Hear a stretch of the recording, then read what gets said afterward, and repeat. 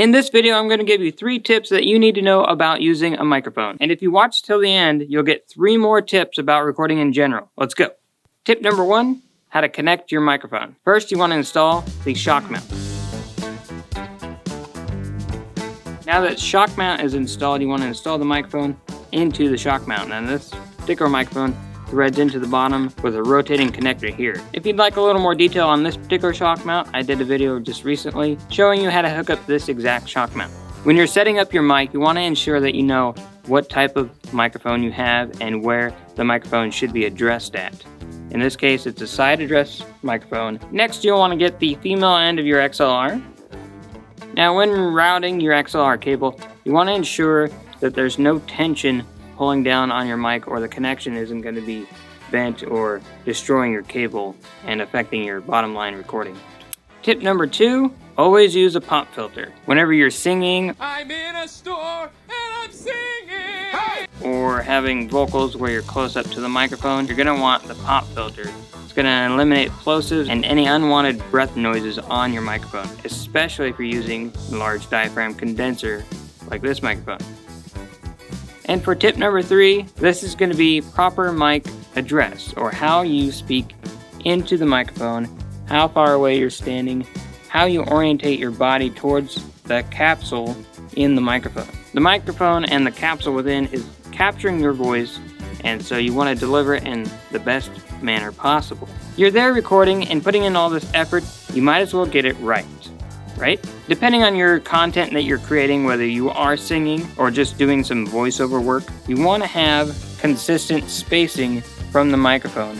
Now, if you're singing and you have a louder part, you're going to want to give some distance away from the microphone when you get loud. And as a singer, you probably already know that and understand that. However, it's important to keep that in mind in case you forget, because if you suddenly hit that microphone with a louder note or a louder phrase, you're going to clip the microphone, you're going to destroy that part of the audio. It's going to be very difficult to fix later on, and you don't want to have to re-record that. Now, if you're just doing voiceover work, it's a good idea to find the position that works best and you're getting the best sound from. Typically 3 to 4 inches from the microphone, but it depends on your voice, how loud you are, what you're trying to do. If you're getting animated with your voiceover, if you're doing a lot of movement, you might need a little bit more room, but you want to keep in mind the distance and you want to stay consistent with that. There are some microphones that work best at a distance if you're a strong vocalist. Your vocals are going to tell that microphone what to do and it's going to do its job. Most large diaphragm condenser microphones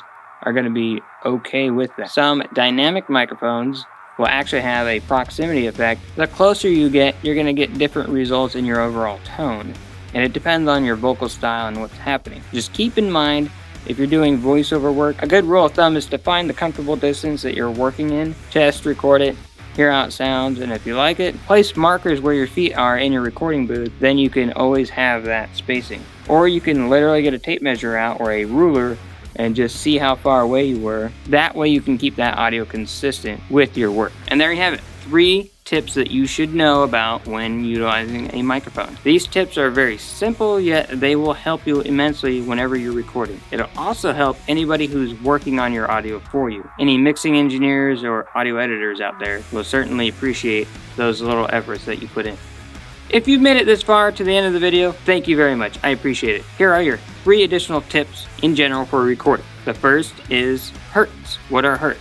When you talk about hertz, you're talking about frequency, which is the amount of sound waves occurring over time. Frequency equals sound over time. Simple yet complicated. Next, we're talking about sample rate. So sample rate, 44.1, 48K, 96K, whatever you're working with. That is literally the number of times your analog to digital converter samples your incoming audio per second. So that's 44,100 times per second, or 48,000 times per second. So if you're wondering why your audio files can be large sometimes, that might be the reason why.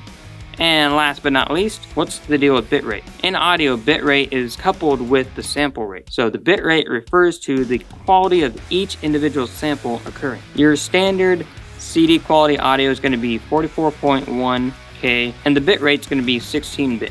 What that means is the quality of each sample occurring over that 1 second time frame is going to be determined by that 16-bit. Now, obviously, if you increase the bit rate, you're going to increase the file size. So you can do 24-bit at 44,100 samples per second, but that means you've increased the amount of accuracy and quality per sample. So your file size is going to get bigger naturally.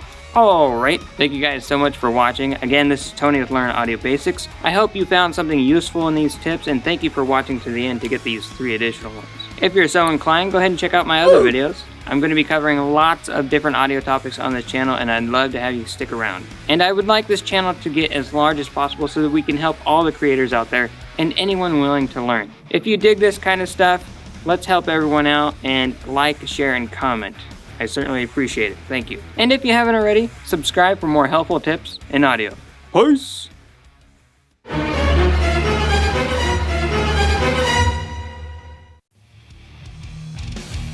Hold up. Oh, no. I think I just found something in here I don't ever want to see. Okay, before, but that's gonna just have to be chopped up or scrapped. Okay, so we're going again. Thank you so much for tuning in. Stupid. That's a wrap.